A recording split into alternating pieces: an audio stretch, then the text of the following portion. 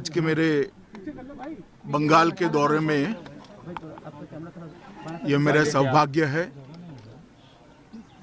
कि वीर शहीद खुदीराम बोस के जन्म स्थान पर आकर यहाँ की मिट्टी को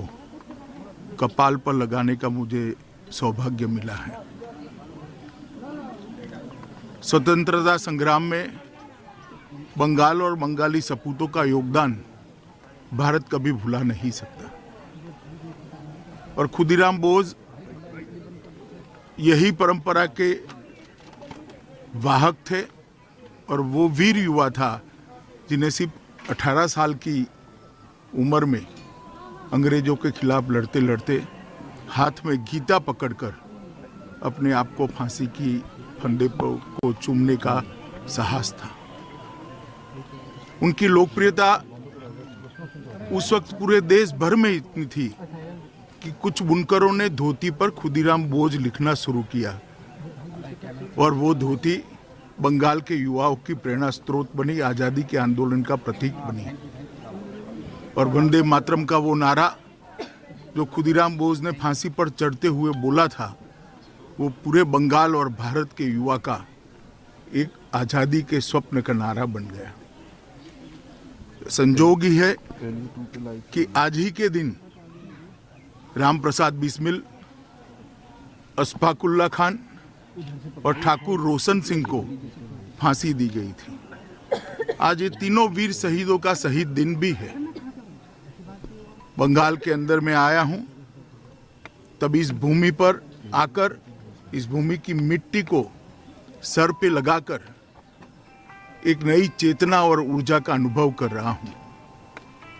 और मैं आज यहां से देश भर के युवाओं को भी कहना चाहता हूं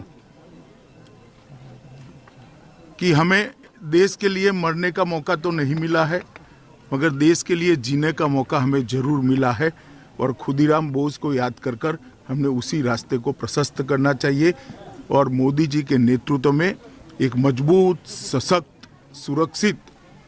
भारत का निर्माण करना चाहिए। आज तीनों शहीद पंडित राम प्रसाद बिस्मिल, अशफाकुल्ला खान और ठाकुर रोशन सिंह, तीनों ने अपनी जान अंग्रेजों के खिलाफ लड़ते लड़ते दी थी। उनको भी मैं प्रणाम करना चाहता हूं और बंगाल के अंदर जो ओछी राजनीति करते हैं, मैं इनको ये बताने आया हूं कि खुदीराम बोस जितने बंगाल के थे उतने ही पूरे भारत के थे और पंडित राम प्रसाद बिस्मिल जितने यूपी के थे उतने ही बंगाल के थे। भारत के लिए संघर्ष करने वाले, भारत के लिए आज़ादी के लिए लड़ने वालों ने